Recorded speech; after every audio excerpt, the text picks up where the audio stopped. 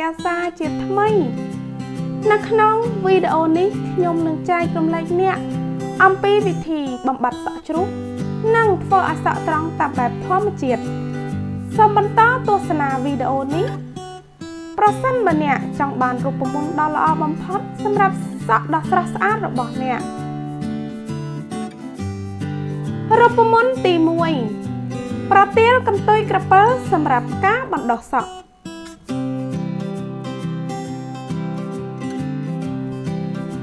អ្វីដែលអ្នកត្រូវធ្វើ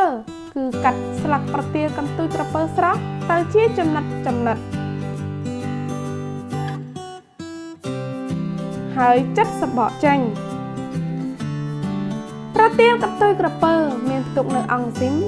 ដែលជួសជុលកោសិកាស្បែកដែលងាប់នៅលើស្បែកក្បាលវាក៏ដើរតួនាទីជាក្រែមបន្ទន់សក់ដ៏អស្ចារ្យហើយផ្ដល់ឲ្យសក់របស់អ្នកទន់និងភ្លឺរលោងវាក៏ជួយបណ្ដុះសក់ការពារការរវាស់ស្បែកក្បាលកាត់បន្ថយអង្គែនិងបន្ទន់សក់របស់អ្នក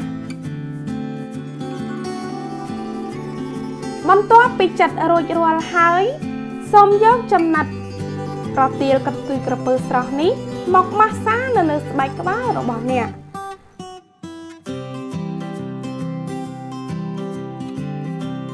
ទុកវាចោលរយៈពេល30នាទីតាំង1ម៉ោងបន្ទាប់មកកក់សក់របស់អ្នកជាមួយនឹងសាប៊ូកក់សក់ប្រើរូបមន្តនេះ2ទៅ3ដងក្នុងមួយសប្តាហ៍ដើម្បីទទួលបានលទ្ធផលល្អបំផុត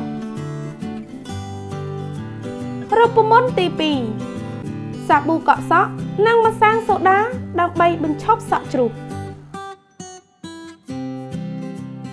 ប្រសិនបើអ្នកដាក់ម្សៅសូដាបន្តិចទៅក្នុងសាប៊ូកក់សក់នៅពេលដែលអ្នកកក់សក់លទ្ធផលពិតជាអស្ចារ្យណាស់ចំពោះរូបមន្តនេះអ្វីដែលអ្នកត្រូវការគឺសាប៊ូកក់សក់ធម្មតារបស់អ្នកនិងម្សៅសូដាដូច្នេះនៅពេលដែលអ្នកកក់សក់របស់អ្នកសូមយកម្សៅសូដា1ស្លាបព្រាបាយ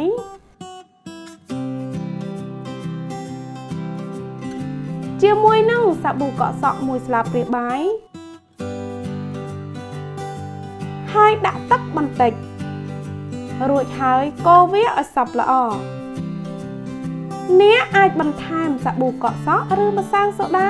បន្ថែមទៀតអាស្រ័យលើទំហំសក់របស់អ្នកបន្ទាប់មកទៀតកក់សក់របស់អ្នកដូចជាការប្រើសាប៊ូធម្មតា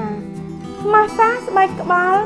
របស់អ្នកហើយទុកចោលរយៈពេល2ទៅ3នាទីបន្ទាប់មកលាងទឹកចេញចុងក្រោយត្រូវលាបក្រែមបន្ទន់សក់របស់អ្នកបន្ទាប់មកលាងសម្អាតចេញដើម្បីឲ្យមានសំណើមនិងសម្រាប់សក់ទន់និងភ្លឺជាងមុន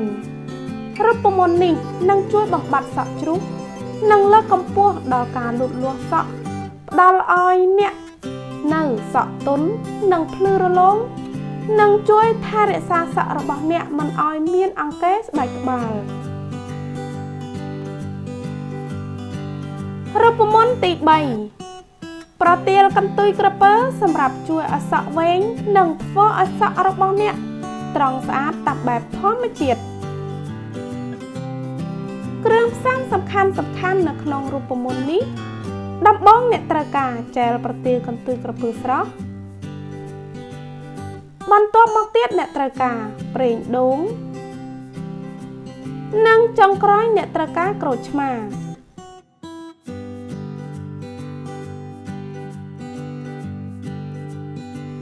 ជាដំបូងអ្នកត្រូវដាក់ជែលប្រទាលកន្ទុយក្រពើស្រស់3ស្លាបព្រាបាយ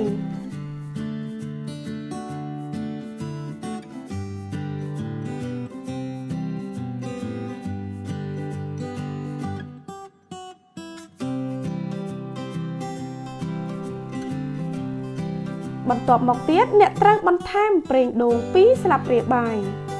ប្រេងដូងមានសមត្ថភាពផ្ដល់សំណើមយ៉ាងជ្រៅដែលជួយបំបត្តិស្បែកក្បាលដែលស្ងួតនិងកម្ចាត់អង្គែស្បែកក្បាលនិងចុងក្រោយអ្នកត្រូវដាក់ទឹកក្រូចឆ្មា2ស្លាបព្រាបាយទឹកក្រូចឆ្មាជួយឲ្យសក់របស់អ្នកត្រង់និងធ្វើឲ្យសក់របស់អ្នកភ្លឺរលោង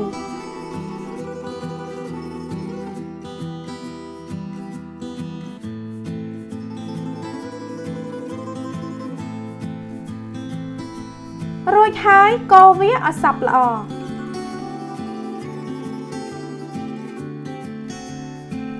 បន្ទាប់មកលាបវានៅលើស្បែកក្បាលនិងនៅលើសក់របស់អ្នក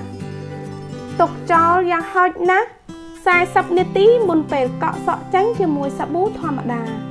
ប្រើរូបមន្តនេះម្ដងក្នុងមួយសប្តាហ៍គ្រឿងផ្សំនេះជ្រាបចូលទៅក្នុងសក់របស់អ្នកផ្ដល់សំណើមដល់សក់និងធ្វើឲ្យរលោងជាឆ្ងាយពីសក់សំពងនិងបែកចុងម៉ាស់អបសក់នេះនឹងធ្វើឲ្យសក់របស់អ្នកមានសភាពរស់រវើក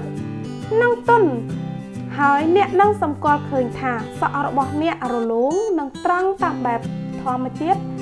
បន្ទាប់ពីប្រើរូបមន្តនេះជាលើកដំបូងខ្ញុំសង្ឃឹមថាវីដេអូនេះមានអត្ថប្រយោជន៍សម្រាប់អ្នកប្រសិនបើអ្នកចូលចិត្តវីដេអូនេះកុំភ្លេចឲ្យមេដៃម្នាក់មួយផងណា